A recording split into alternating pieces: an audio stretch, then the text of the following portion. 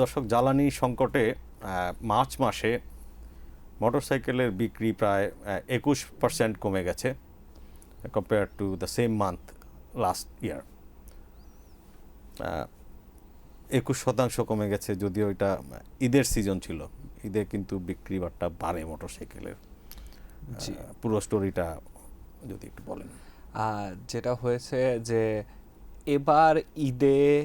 এবার ঈদটা কিন্তু আপনার মানে এই জ্বালানি ক্রাইসিসের মধ্যে, প্যানিক বাইংয়ের মধ্যেই পড়ে গেছে। আমরা গত ঈদে যেটা দেখেছি যে প্রায় 70,000 সেল গত মার্চে, আর এই মার্চে 70,000 মোটরসাইকেল বিক্রি হয়েছে।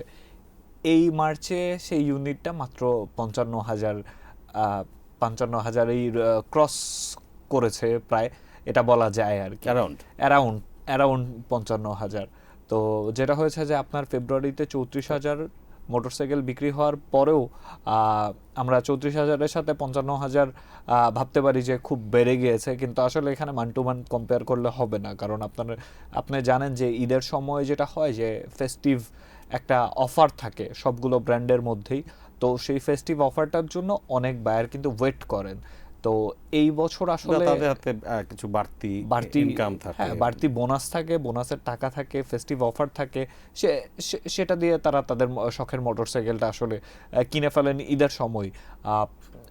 একটা কোম্পানির সাথে আমার কথা হয়েছে, তারা যেটা বলেছে যে তাদের বছরের প্রায় 35-40% মোটরসাইকেলই এই ঈদ সিজনটাতে বিক্রি হয়, কিন্তু এবার ঈদে তাদের বিক্রি সেটা কমে 25%-এ এসে দাঁড়িয়েছে। পাশাপাশি আপনার মোটরসাইকেলের ফিউয়েল যেই শর্টেজ বলেন, আপনার ক্রাইসিস বলেন, স্কারসিটি বলেন, যেই টার্মেই আপনি এটাকে আখ্যায়িত করেন না কেন, স্টোরিতে দেখলাম যে আসলে এই যে মোটরসাইকেল নিয়ে যখন শোরুম থেকে প্রথমবার বের হয় ক্রেতা, তখন তাকে 1 লিটার 2 লিটার তেল দিয়ে কিন্তু আপনার যাওয়ার জন্য পাম্প পর্যন্ত যাওয়ার তেলটুকু দেওয়া হয়, এবং অনেক জায়গায় নাকি সেই তেলটুকু আসলে সেই তেলটুকু দেওয়াটাও মানে কষ্টসাধ্য হয়ে গেছে। আমি ঢাকার একজন শোরুম ওনারের সাথে, শোরুম ম্যানেজারের সাথে কথা বললাম। উনি যেটা বললেন যে যেটা হতো যে আমরা আগে 2 লিটার করে তেল দিতাম, এখন আমরা 1 লিটার করে সে জায়গায় আমরা তেল দিচ্ছি, অর্ধেক করে দিচ্ছি। তারপরেও সেই তেলগুলো নিয়ে আসার জন্য তাকে দীর্ঘক্ষণ লাইনে দাঁড়ায় থাকতে হচ্ছে।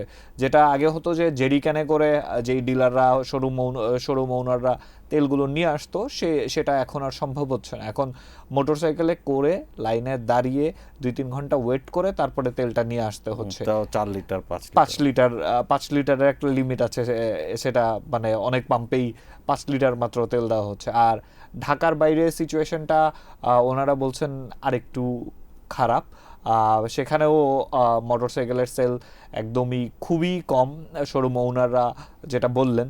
আর পাশাপাশি সেলের পাশাপাশি যে সার্ভিসের যে বিষয়টা, সেটাও কিন্তু ঈদের পরপর বেড়ে যায়। কারণ ঈদের সময় অনেকে মোটরসাইকেলে বাড়ি যায়, মোটরসাইকেলে বিভিন্ন ট্যুরে যায়। এবার ঈদে কিন্তু একটা লম্বা ছুটি ছিল, এক্সপেকটেশন ছিল যে ঈদের পরে সার্ভিস অনেক বেড়ে যাবে, সেটা কিন্তু বাড়েনি।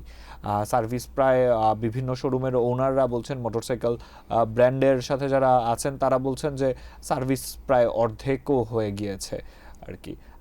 অনেকে মোটরসাইকেল বেরও করছেন না অনেকে, জি, যে খুব একদম নিতান্ত দরকার ছাড়া অফিসে যেতে হলে মেট্রো স্টেশন কাছে থাকলে অনেকেই হয়তো বা মোটরসাইকেল বাদ দিয়ে এখন পাবলিক ট্রান্সপোর্টেশনের দিকে বেশি ঝুঁকছেন। একটা মজার কথা কি, আমি একজন শোরুম ওনারের সাথে কথা বললাম। উনি বললেন যে আমি যখন সার্ভিসের জন্য কাস্টমারদেরকে ফোন দিই যে সার্ভিস করতে কবে আসবেন, ওনারা বলেন যে আপনি তেল পাঠান, আমি সার্ভিস নিতে আসতেছি। তো এরকমও ঘটছে কিন্তু আসলে।